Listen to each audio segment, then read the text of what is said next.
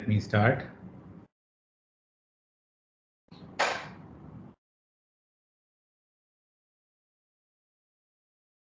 Can you see this? Yes, sir. Yes. Okay, great. So in the last class, you will remember we had done all this. Mainly we looked at a couple of examples. One is this block on an inclined plane.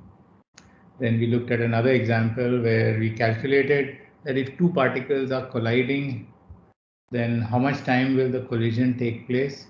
The collision is obviously not instantaneous, it takes some time, and we showed it's about 10 raised to minus 6 seconds. And then I gave you an example where we see in daily life, we see this cohesion due to liquid bridges. So I'm going to now carry on, and if you had gone to the course outline, you will see that the next topic is this idea of flowability.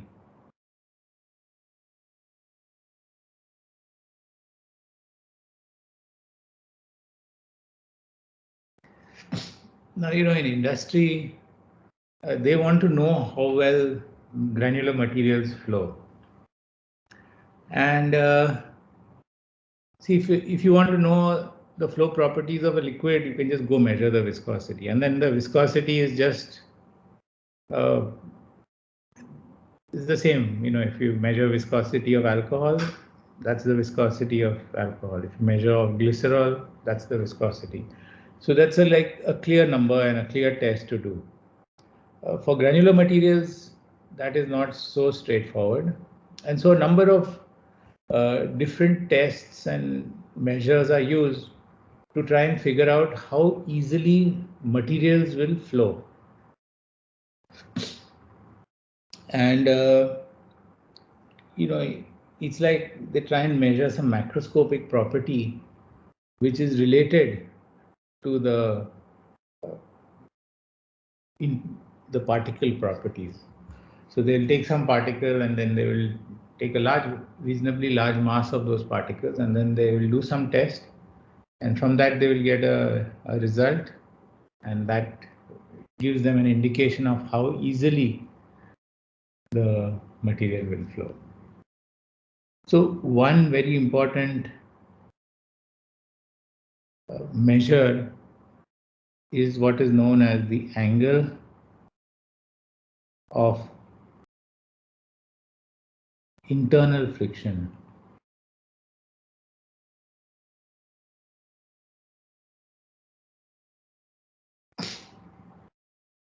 Okay, so we have seen that here in this example we have seen that really the friction coefficient can be written as an angle. So over here, this is the friction coefficient, and it depends, it's related to an angle.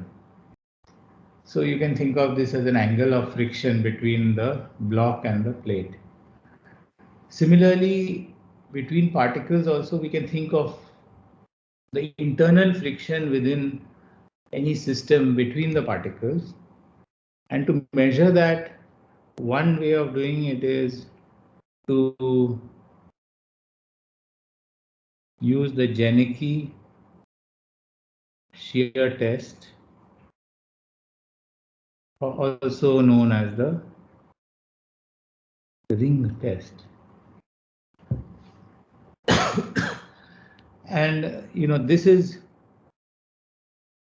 the geometry is something like this, that there are actually two rings, or rather one ring.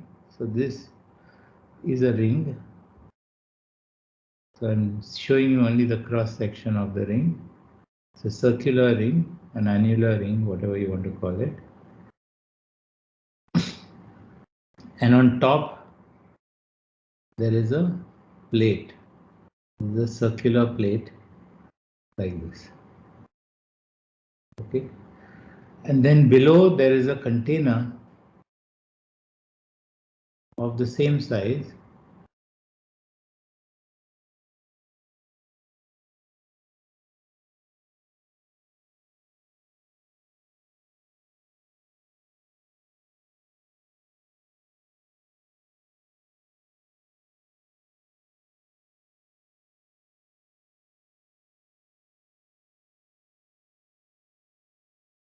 And so this gap between the two is small, and this entire thing is then filled with particles.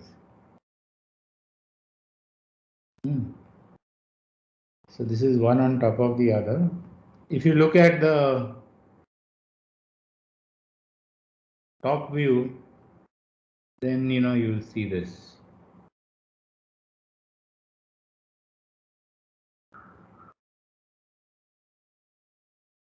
So this is our ring. Okay.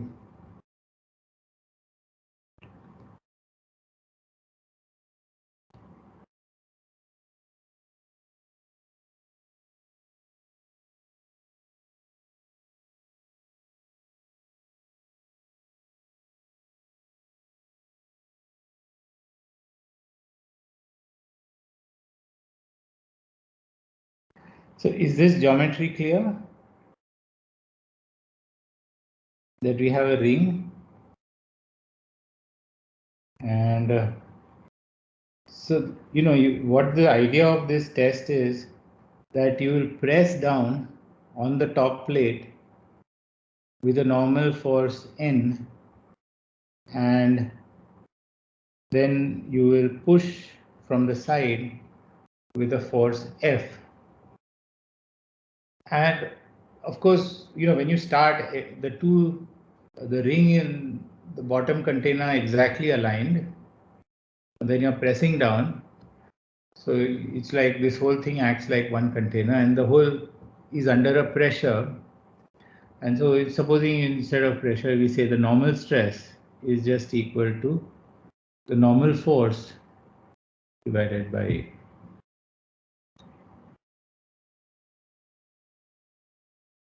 And then because of the force F being applied, so then in here the particles, they feel a shear stress also. That means because the top plate is they're trying to move the top plate on this side, and so these particles are getting sheared over here. So that's why there is a shear stress also, tau, and that is going to be F divided by A, where A is the cross-sectional area.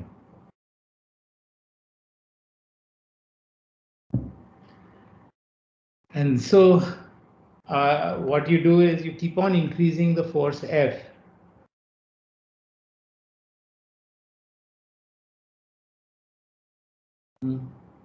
So until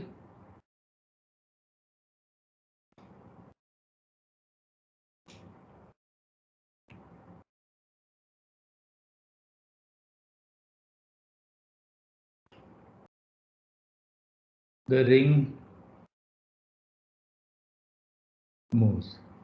So in some sense, you get the maximum value of the force. So the force keeps on increasing, and then at some point, the ring will move. So you'll get what is the maximum force. And from that, you can calculate what is the maximum shear stress for a given applied normal stress. So your N is kept fixed. And then your angle of internal friction can be calculated by putting tan beta is just equal to tau by sigma, the shear stress by the normal stress, and this beta is the angle of internal friction. So you can quite easily see that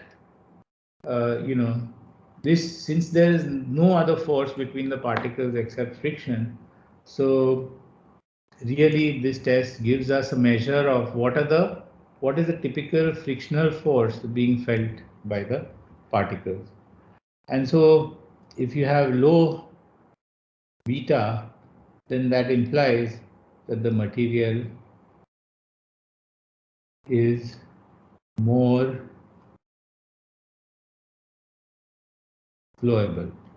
That means it flows much easier than a material with a high angle of repose. I mean, high angle of internal friction. The other way that people measure this flowability is through something called the angle of repose. This is something I've already mentioned yesterday. And the way that it's usually done is, I mean, there are many ways that they do it, but one way, and of course, if you're comparing materials, you have to do it in a consistent way each time. That so that it's not like you do the experiment in a different way every time. So let's say you have a cylinder which is full of material. That's some material whose angle of repose you want to measure. Okay, and the bottom of the cylinder is open. So the cylinder is open from the top and bottom. And then what they do is you suddenly lift up the cylinder, and then the particles will all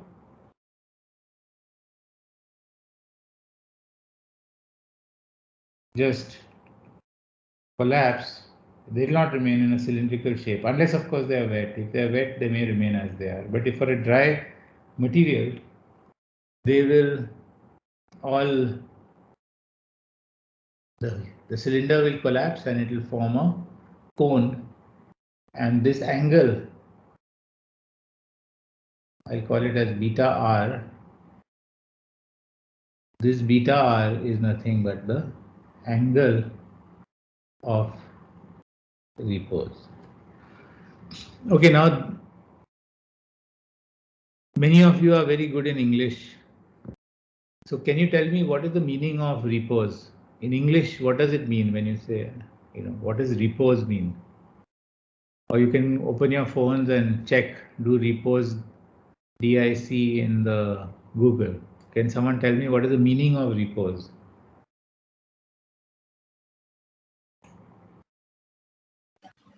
Sir, the state of sleeping. Sleeping. So this is what it is, that the particles are now in a state of rest or sleeping. So this is the natural angle that the particles will take if you just form a heap. So that's why it's called angle of repose. So that's what it means. So generally, but there may be other ways also. In some of the cases, you may just have a disk, and then you can pour particles from the top and then form a heap on it. So there may be other ways of also forming heaps, but whatever you do, it has to be done in a very consistent way, so that when you're comparing different particles, you use the same method. Because the angle of repose is nearly constant, but it depends a little bit on how the heap is prepared.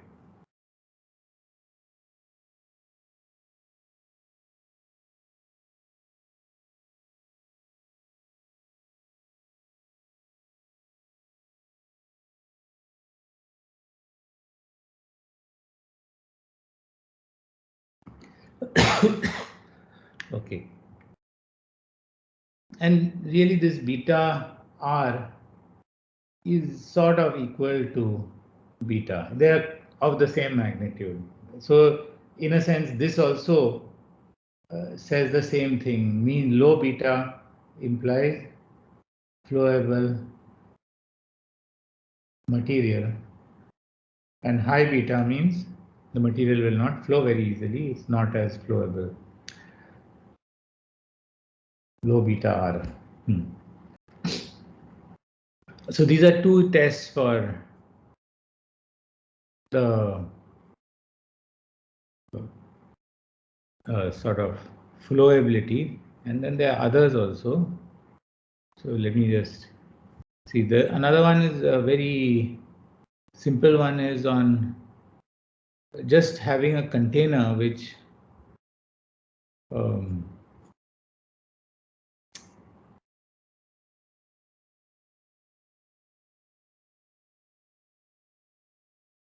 so this is generally known as a flow test. It's a very simple test. Again, all of these are devised so that they can be done on the plant floor, or very easy tests. So, you know what, in this flow test, they will have these kind of cylindrical containers with a hole. Let's call this as DO, the diameter of the orifice. And then the material is filled up to some point with the orifice closed, and then the orifice is opened up and the material is allowed to flow. So and these are small cylinders, maybe this diameter maybe 1 to 2 centimeters. So you take a small amount of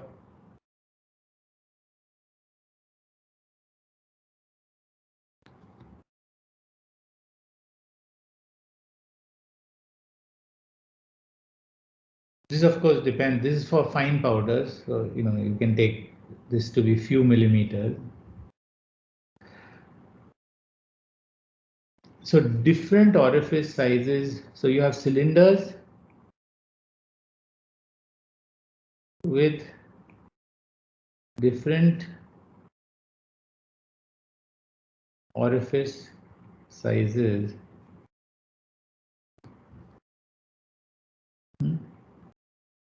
And so they'll be numbered 1, 2, 3, 4, 5, 6, whatever. And the flowability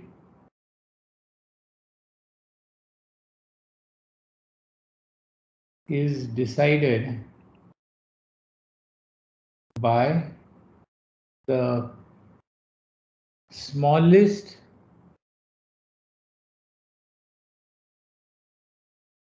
orifice from which flow occurs. So what happens is that, say, if you have a powder, and then you have, let's say, 10 of these flow testing cylinders, you fill each of them with the powder, and for the biggest one the material flows out easily, then it flows less and less and less until at some diameter it just doesn't flow out. So then you will get, okay, this flowability is 6.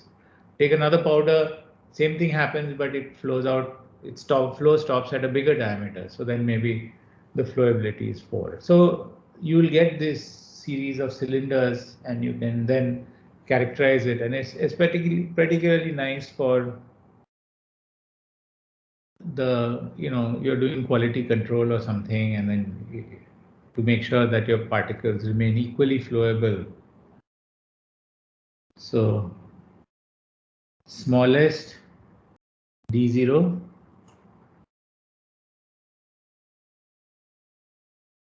okay, sorry, not smallest, I should say smaller, I'll call it D0 critical, that is the smallest one from which the flow is possible. So this one is D0 critical. So if D0 critical is smaller, this implies more flowable. And then the final way in which flowability is tested is rheometry. This is like how they do for fluids, but of course, so you simply measure the force on a blade rotating in a powder sample. So usually, you know, if you just take in a fluid, you take 2 parallel plates and rotate one of them, and then you can measure the viscosity. But in the case of powder, if you do that, the plates will simply slide and there will be no motion of the powder. So usually what they will use is they will have, let's say, a container of powder, and then they will have this with some blade on it, or series of blades on it. Say, for example, you know, you might have a circular this top plate may be circular, and then you may have a number of blades. So these will be blades, vertical blades like this. And so this way it forces the particles to rotate. So this thing is rotated. This is the particles in there. And so you rotate and measure torque. So that will give you some idea of how flowable the material is. Okay. Okay. So with that, I've kind of ended with the basics of, you can say, an extended introduction to the subject. And we've looked at various things so far, starting with where are the applications, then what are the forces between particles, and then what are the nature of flows in a generic sense, and finally what is flowability. Now I want to tell you about, in the next few lectures, I want to tell you about two of the tools which will be useful in the course. The first one is vector and tensor operations, which all of you know, but I will still repeat it because everyone uses some slightly different notations and all this. So I think that it may be nice to just have one. And then after that, I will introduce you to the computational method, DEM, a discrete element method, which we can use to actually simulate these granular flows. And so that will be, again, you'll be able to get hands-on to that type of system, and then you can actually do some calculations and play around and get some idea of. So let's start with the first part, which is the tools.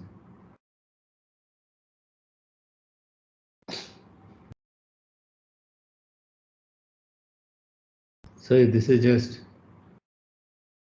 vector and tensor operations.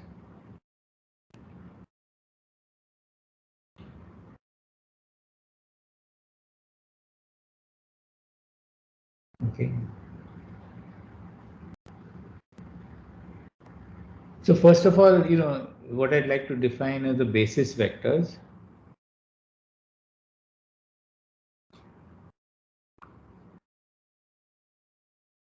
Or which which generally go along the coordinate directions. So when I put this hat, it means it's a unit vector. So E1, E2 and E3 are the unit vectors, and they are in the X, Y and Z direction.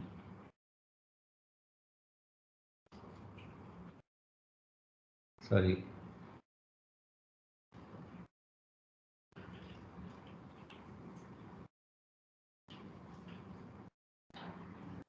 So I should write down that this is a right-handed coordinate system,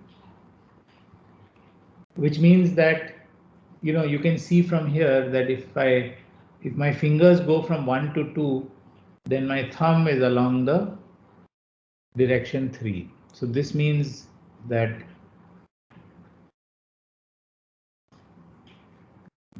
this is a right-handed system.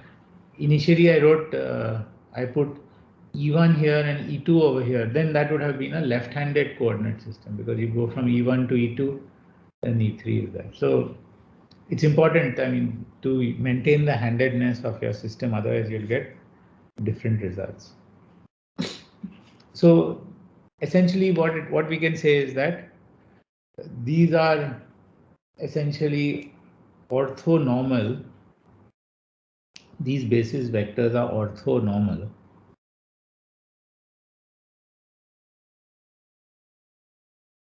What that means is that they are normal to each other, are perpendicular to each other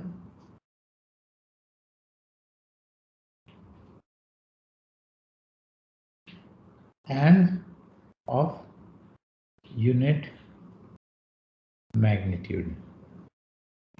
So the length of the vector or the magnitude is denoted by these vertical lines. So these are all 1. And this is a sort of general notation, and we can actually have, let's say, E1, E2 and E3. They can represent any coordinate system which is orthonormal. It could be EX, EY, EZ if they're Cartesian, or it could be ER, E theta, EZ. This is cylindrical, or it could be ER, E theta, E phi, which is spherical. So it could be any of these, and then there could be others also. So this is Cartesian, cylindrical, and spherical coordinate system.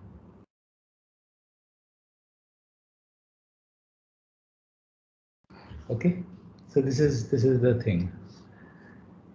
And because they're orthonormal, what we have is that if we take any of these two unit vectors, so you can take, let's say, E1 dotted with E2, this is just going to be equal to 0. But E1 dotted with E1 is going to be equal to 1. So this is a dot product. And the definition of the dot product between any two unit vectors is given by EI dot EJ is just equal to delta IJ, and this by definition is 1 if I is equal to J and 0 if I is not equal to J. And this, as I mentioned, delta IJ is called the Kronecker delta. So this is the definition of the dot product between two unit vectors. Now if you want to represent a vector, let's say we have a vector over here, V, then we can represent the vector in terms of the basis vectors or the unit vectors.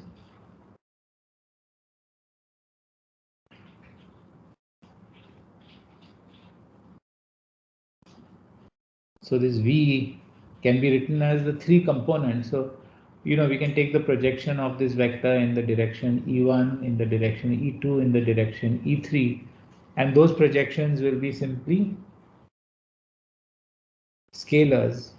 And so here you have V1 E1 plus V2 E2 plus V3 E3. So these are the 3 components of the vector. I can also write this instead of, the reason I've used 1, 2, 3 is because now I can write it as a summation. I going from 1 to 3, Vi, Vi. But in here, we'll simply write it as, because always it comes like this. You always have Vi and Ei. So this index is always repeated. And so, writing this summation is just extra work. So whenever there's a summation, we'll simply write it. We'll ignore the summation sign. And so this, whenever you have a repeated index, it implies summation. And that is called the Einstein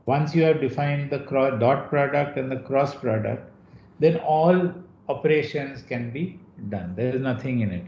Then all the operations become very simple. All vector operations, all tensor operations are very straightforward.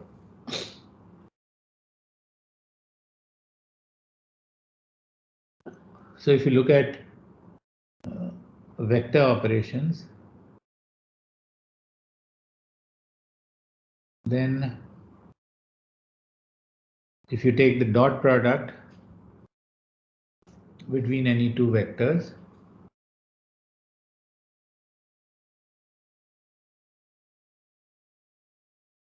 let's say u dotted with v,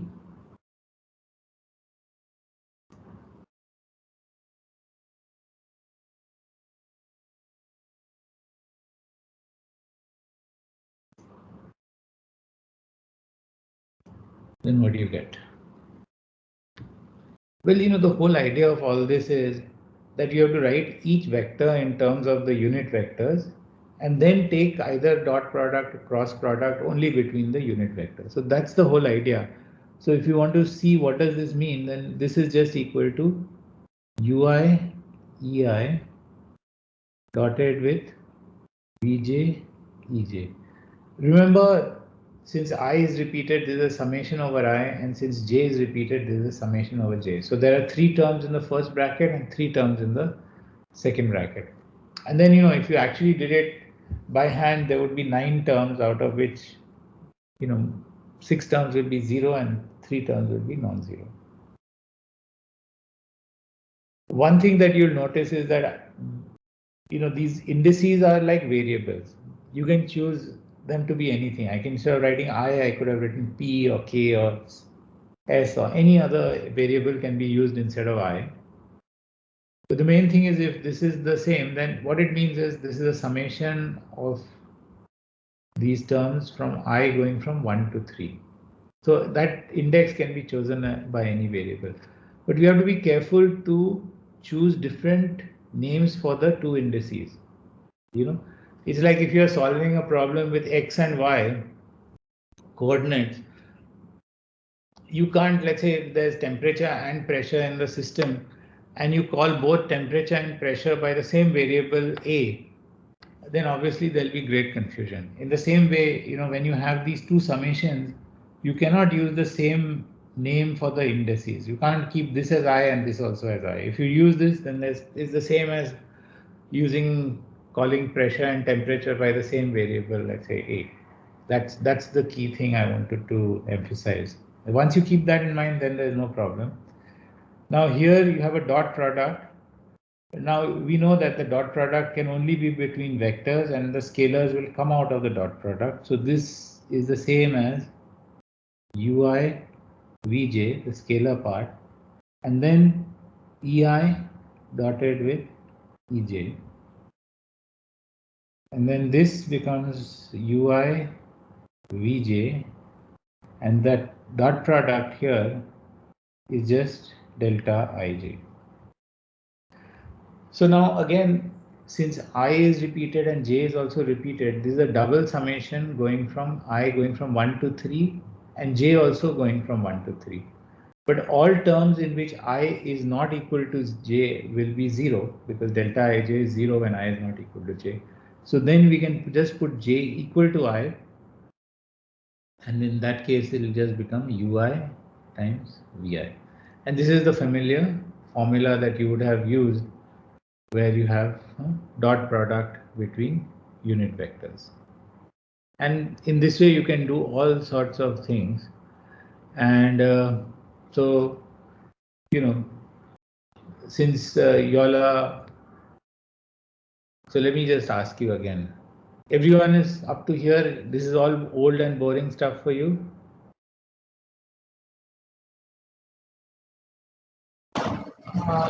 Sir, we are familiar with it.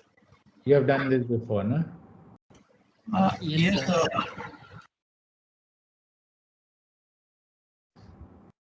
So what I'll do is then I'll go into, I've given the general framework and now I'll start with the next thing. And what I'll do is let's look at a more complex vector operation. And for that, I'll do an example.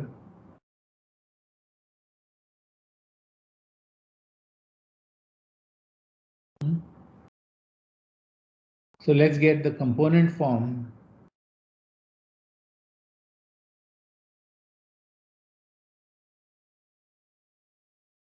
of u dot v cross w. So here we have both dot product and cross product. So let's see, how do you get, so I want it basically in the component form. So, what you will see is v cross w, this is a cross product between two vectors, will give us another vector, and then the dot product between two vectors will give us a scalar. So finally, this is going to give us a scalar quantity. So we want it in the components of ui, vi, and wi. I mean, what are they? So can we write that down, the formula for this? So if you see this we can write now. I have to be careful not to use the same index anywhere. So I'm going to call this as up ep dotted with, now I'll open the brackets. So first we have to do the cross product and then the dot product. So we have to respect the brackets. So first you do the thing inside the bracket and then after that this. So let's do this. So I'll call it as vi ei crossed with wj ej. Okay. So first operation is to take the cross product. So this is what I'm going to do first. So this will be equal to up ep dotted with, now the scalar parts I can take out. So I'll have vi wj, that is the scalar part, and then I have the cross product ei cross ej. Now we have already written down what is the definition of this cross product. So now I can write this as up ep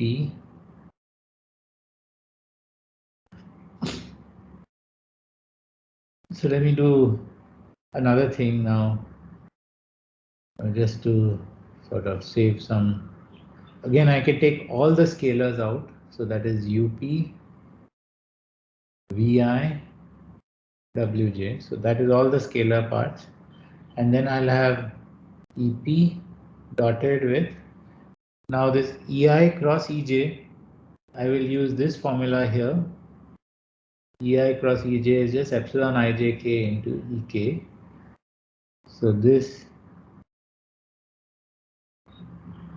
is just epsilon ijk ek.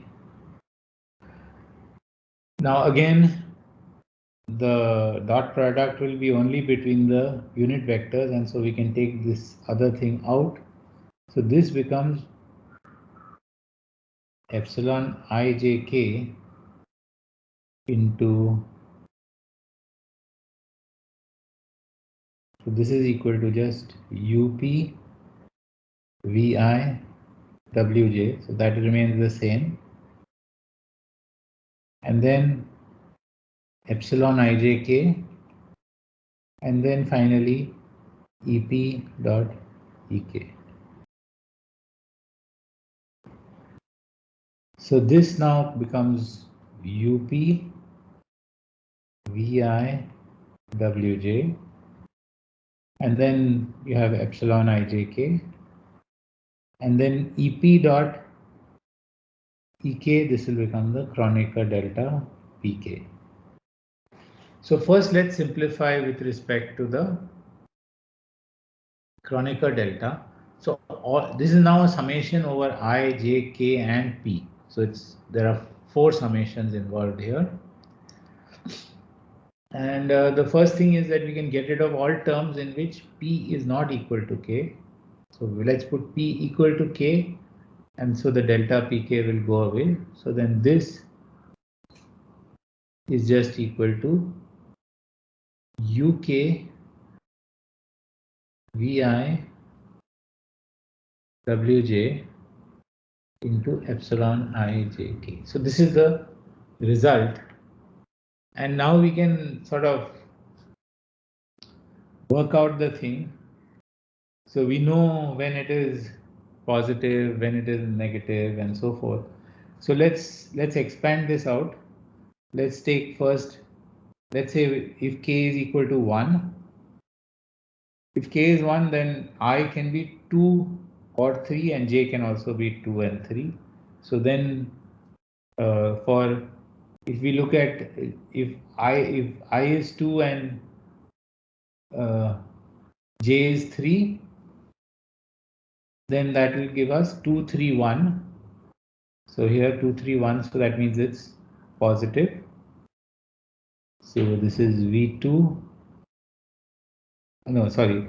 I is 2, j is 3. Yeah, 2 3 1. So that will give us 2 3, and if it's the other way around, it will be minus 1. And similarly, you can do if it is U2, then I can be 3 and 1, or 1 and 3. So 1 and 3 is positive, 2 1 3 is negative, sorry. So if it is 2 3 and 1, so that is plus 1, so it's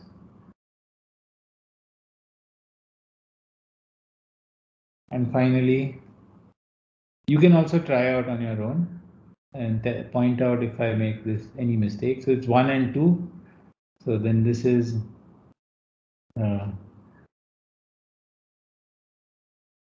V1 W2 minus V2 W. So here you can see that by following this, this is actually the final result. We should leave it at this. You don't have to go further, because this, when you expand it, it will come out to be this. So you can leave this as it is. There's no further simplification possible. But this is how you can do vector operations. And with this, I would say that you can do all vector operations, at least things like which involve dot products and cross products. The next thing I want to define is a tensor.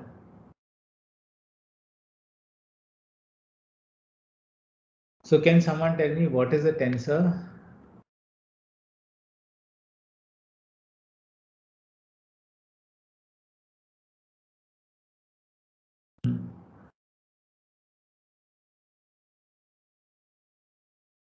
Kiran, do you know what is a tensor?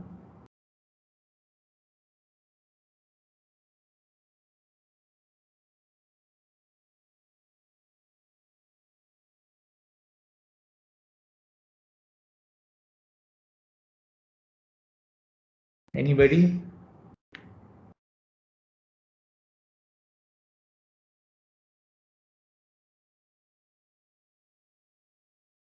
Yashmeet, you know what it is?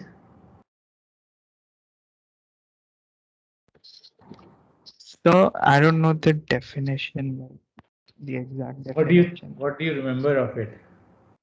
Sir, I think it's like a vector with magnitude, and we used to have two different directions. So, Exactly. I think that's the definition of a tensor. That a oh, tensor is a quantity, like a vector is a quantity of magnitude plus one direction. A tensor is a quantity which has a magnitude and two directions. That's the simple definition of a tensor. It's just a quantity. So vector is the first order tensor. Second order tensor. Second order tensor. Vector is a first order tensor. Vector.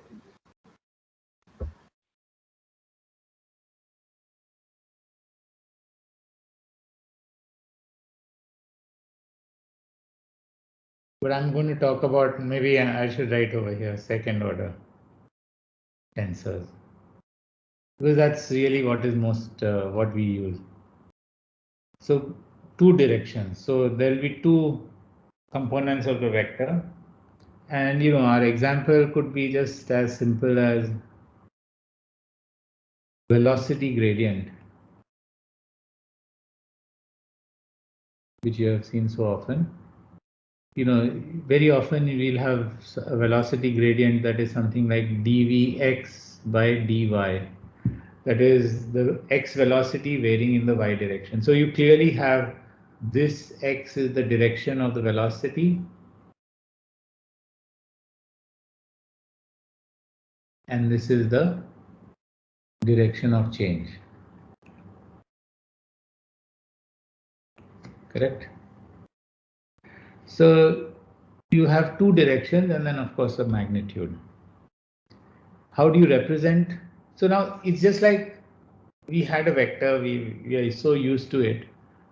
And we know how to do everything with vectors. Tensor is just like one step more. And so, the way that we represented a vector was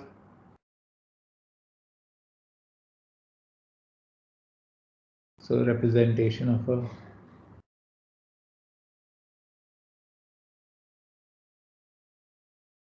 tensor. How would you do it? Well, if we go back to this vectors, we saw that for vector representation, we just wrote it as a scalar multiplied by a unit vector in each direction. In the same way, the representation of a tensor is simply a matrix Tij, and now since there are two directions, so basically you need two unit vectors, and those two unit vectors are put as Ei and Ej. So those are the two directions, and this type of product is called a dyadic product. What does it mean? I mean, that means there is nothing, it's just like I'm taking these two unit vectors and I'm taking these two vectors and I'm sticking them together. I don't do anything more. I have to keep them like that and in the same order. I cannot interchange the order. So dyadic product just sticks the two vectors together. And this of course is the scalar. And just like you have unit vectors, for a tensor, you'll have unit dyads. So all combinations of I and j. So I going from 1 to 3, so there will be 9 unit dyads. And of course, you have to note that this unit dyad is not equal to this. So the order matters. So it's just like a generalization. Instead of a unit vector, now you have a unit dyad. A dyad is actually a combination of two unit vectors. And in the same way, you can combine two vectors and make a tensor. So you can have a dyadic product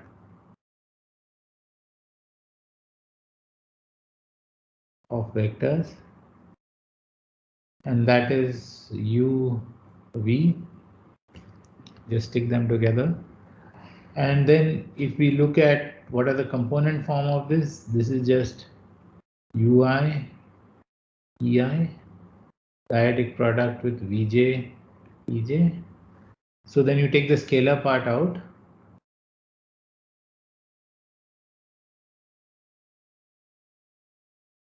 and then you are left with and you have the unit dyad here.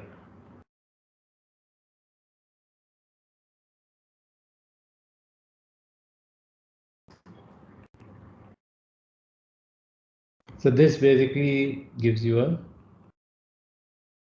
tensor. And then, similarly, you can do various, just like you do with vectors, you can do all the operations with tensors, because now again you have just unit vectors to deal with. So let's say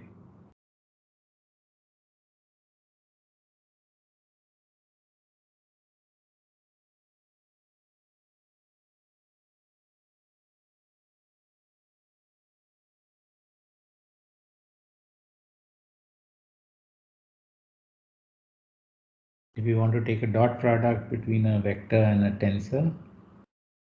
So this is the notation. I'll put one line below for vector and two lines below for tensor.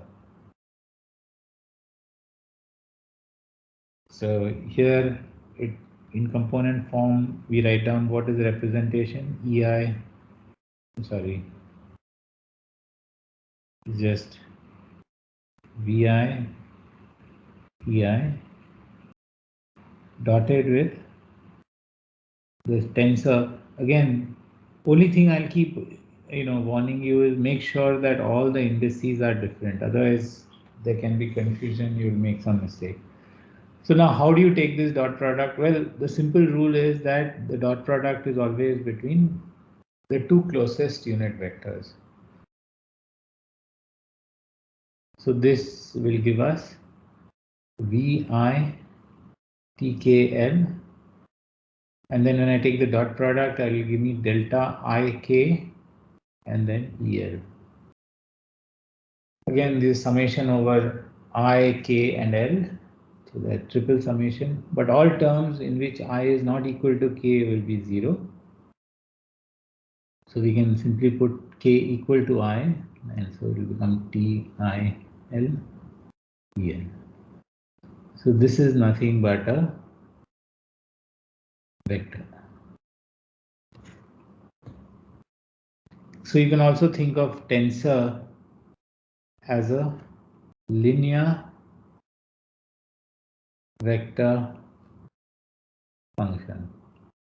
What that means is that it's a function which is linear, and also that it will, if you operate on a vector, it will give you back a vector. Okay. And similarly, you can do dot product between two tensors, and then I think I'm going to stop now because it's already 10:30. But this can go on, and I will do a few more examples.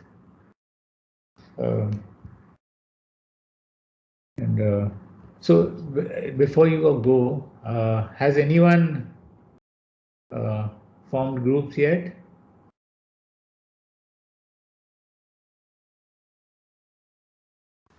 No, sir. I haven't get any member. Yeah, I think one of the groups have submitted their names already. One group has already submitted.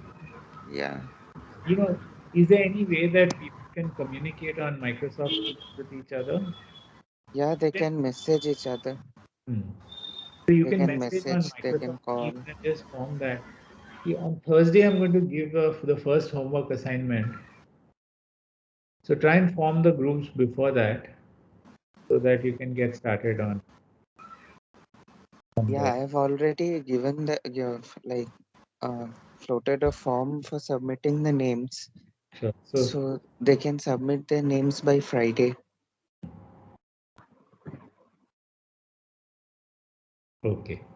So, but try and do it before that. So, Thursday onwards, you'll be working on some homework assignment together. Okay.